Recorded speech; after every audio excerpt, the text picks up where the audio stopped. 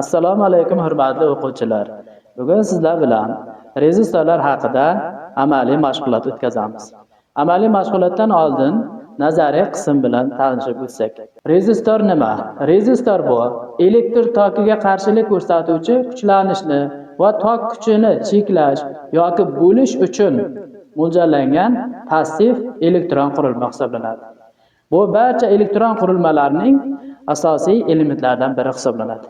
Masalan, bizning mana bu platamizga ham juda ko'plab rezistorlar, kondensatorlar, tranzistorlar va boshqa elektron elementlardan tuzilgan.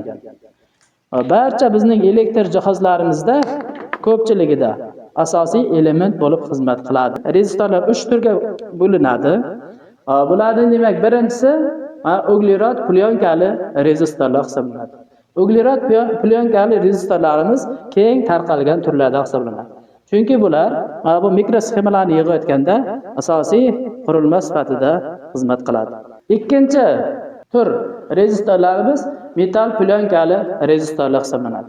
Birinchi turdagiga o'xshash bo'ladi. Keyingi tur rezistorlarimiz simli rezistorlar hisoblanadi.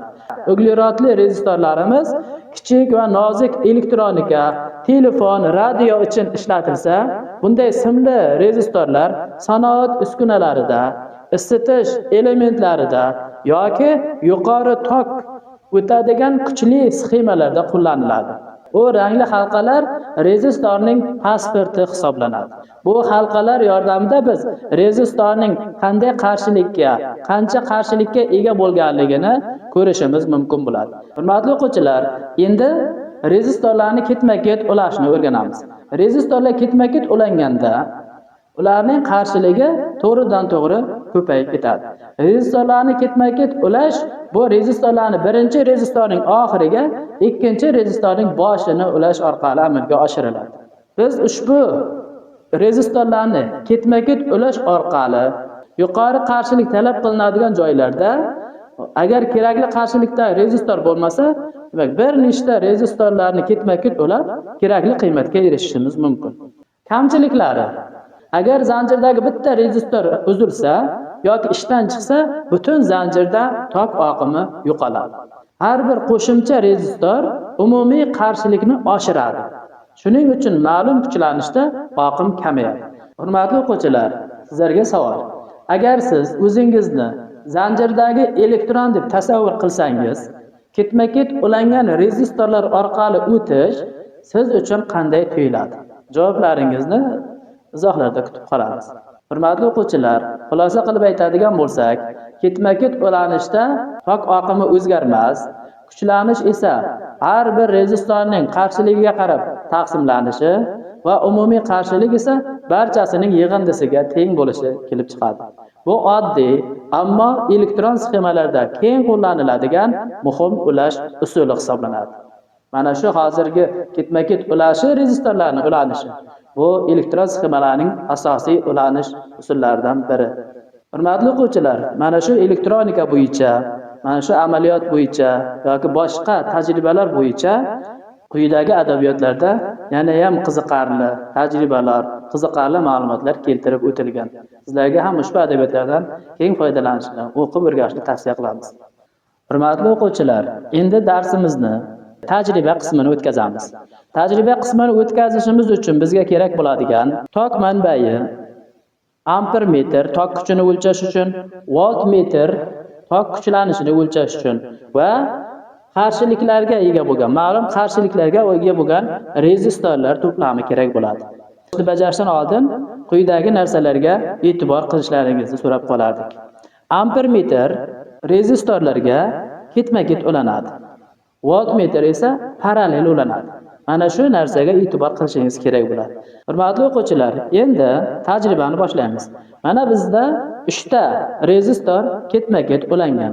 Oldin bularning har birini qarshiligini alohida topib olamiz. Hurmatli o'quvchilar, bu rezistorning qarshiligini biz nazariy yo'l bilan ranglar yordamida aniqlashimiz mumkin.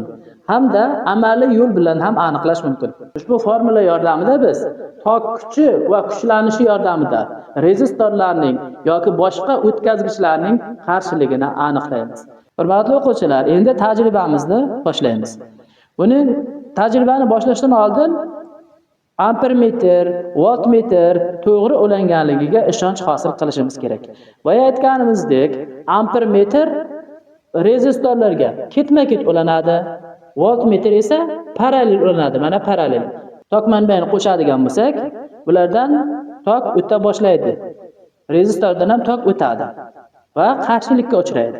Kuchlanishimiz 7,5 volt, tok kuchimiz 0,1 amperga teng. Endi mana shu bitta rezistorning qarshiligini topamiz. Qarshilikni topish uchun kuchlanishni tok kuchiga bo'lishimiz kerak ekan. Endi hozir bo'lish amalini bajaramiz. Hurmatli o'quvchilar, mana biz birinchi rezistorning qarshiligini aniqlab oldik. Hurmatli o'quvchilar, endi ikkinchi rezistorimizni qarshiligini aniqlab olamiz. Buning uchun oldin ikkinchi rezistorga ampermetr va voltmetrni to'g'ri ulab olishimiz kerak. Mana biz ulab oldik. Endi tok manbayini qo'shsak, kuchlanishimiz 1 voltga teng. Tok kuchimiz 2,1 amperga teng ekan. Endi bu ikkita ma'lumot orqali biz ikkinchi rezistorning qarshiligini topib olsak bo'ladi. Hurmatli o'quvchilar, ana ikkinchi rezistorimizda ham qarshiligini topib oldik. Hurmatli o'quvchilar, endi uchinchi rezistorning qarshiligini aniqlaymiz. Biz uchinchi rezistorga ham ampermetr va voltmetrni ulab oldik. Endi tok manbayini qo'shamiz. Kuchlanishimiz 2,5 voltga teng. Tok kuchimiz 1,4 amperga teng. Qarshilikni hisoblaymiz. Hurmatli o'quvchilar, mana uchinchi rezistorni ham qarshiligini alohida holatda topib oldik. Endi bularning umumiy holatda qarshiligi qancha bo'ladi? Bularni ketma-ket ulangan holatdagi qarshiligi qanday bo'ladi? Endi o'shani hisoblaymiz. Umumiy qarshiligi uchalasining yig'indisiga teng bo'lishi kerak edi. Uchalasini qo'shadigan bo'lsak, uchala rezistorning qarshiligini ana umumiy holatda qo'shib hisoblab oldik.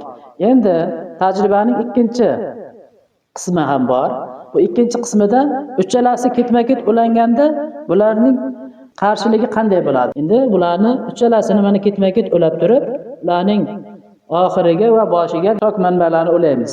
Va ularda tok o'tishini kuzatamiz. Hurmatli o'quvchilar, endi biz bularni umumiy holatda hamda ketma-ket ulanganda ularning umumiy qarshiligi qancha bo'lishini tekshirib ko'ramiz. Mana uchalasi ketma-ket ulangan. Bularga ampermetr va voltmetr ham to'g'ri ulangan holatda turibdi. Endi biz tok manbayini qo'shamiz. Tok manbayimizdagi kuchlanish 12 volt, tok kuchi esa 0,115 amperga teng. Endi biz umumiy qarshilikni topishimiz kerak. Hurmatli o'quvchilar, mana biz voltmetrdagi 12 volt hamda ampermetrdagi 0,115 amper tok kuchini aniqladik. Mana hurmatli o'quvchilar, biz uchalasini ketma-ket ulangandagi umumiy qarshilikni 80 ohmligini ko'rdik. Bundan oldin alohida hisoblaganimizda 77,1256 ohmga teng bo'lgan edi.